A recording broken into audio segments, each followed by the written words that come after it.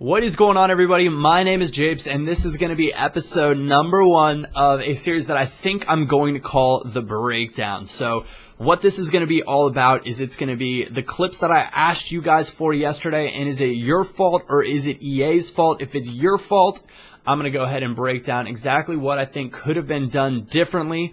And if it's EA's fault, well then, hey, we're going to say, guys, you probably should have done a little bit better with this one. So at the end of the episode, we'll tally them up. There are going to be 2 clips in this one. One of them, well, we'll get into that in a second. The first clip is from Nepenthes. The second clip is from Alp27. Both of them are YouTubers.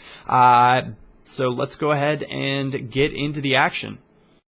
Alright guys, the first clip that we're going to look at is a game that Nepenthes just played in his 100,000 coin wager match. Now, Nepenthes is using a 4-3-3 formation, his opposition choosing to go with a 3-5-2 Brazilian side. We're going to freeze the clip right here as Nepenthes plays it inside to Mauro Fellaini. Fellaini, remember, is default right-footed. However, David Luiz is caught very out of position, and Nep knows that if he plays it straight over the top, his striker is going to be able to take advantage of this, and chances are he's going to get a very, very good attacking opportunity in on goal. Luis Gustavo is going to press up on Fellaini to offer some sort of position. Nep right now is aiming straight forward in a collision path with Gustavo. If he aims farther outside, even if Gustavo comes straight forward, he won't be able to block the pass. Now, the pass might not be as good because Fellaini is default right-footed, like I said, but Gustavo will be unable to make that tackle. We're going to watch as this plays out, and Gustavo steps up and does indeed block the pass from Nepenthes. And this is where it really starts to go downhill. You can see at the top of the screen, the indicator is already switched to his striker. Nep scrambles to reposition and next switches back to Fellaini, who's going to be the nearest player to the ball at this moment in time. He's going to hit left bumper one more time, and this time it's going to take him to the second closest player to the ball, and that is his left wing. The wasted use of the left bumper in switching, along with his misuse of Fellaini's body positioning, is what leads to this counterattack. He presses left bumper one more time, and it takes him to his left back. But at this point, it is too late. His opponent has already hit left bumper and sent both of his strikers on a run. You can see the bottom striker is the one that's going to streak free behind one of his center backs that was slightly out of position. The only chance Nep had in this scenario was if he had immediately used the right stick to switch to his left center back and drag him straight backwards, which would allow him to cover both of the runs in a theoretical 1v1 situation.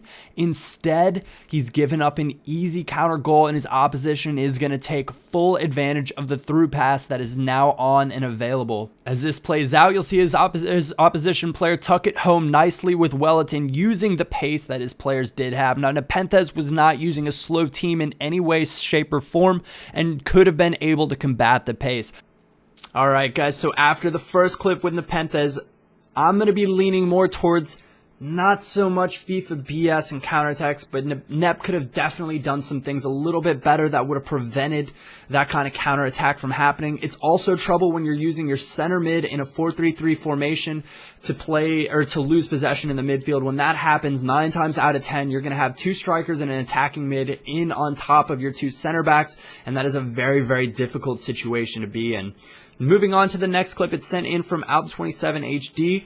We're going to get into the clip. You guys let me know, AI fail or a human fail. We can see the clip starts out pretty normally without playing an over-the-top through ball to his on-rushing striker, Cesc Fabregas, when out of nowhere, I believe that's Rennie Adler in goal, just completely whiffs on the ball. I'm going to go back and I'm going to play this one more time. We're going to take a look at a few different things that happen here. The first thing, his opposition has auto switching on. I'm assuming it at least is for air balls, if not for more. But you can see David Alaba's positioning right here all of a sudden changes drastically in what I'm going to call an unnatural FIFA movement. Now, as this plays out, in my opinion, this is the point in which his opposition presses Y to bring his keeper out. Now, the biggest problem here is that the AI assumed that David Alaba would drop back in and try to win the header, so the keeper reacted by positioning himself to where the AI deemed best for a header to go if the opposition were to win it. Since David Alaba was drugged so far out of position, the keeper was then put out of position and unable to react properly.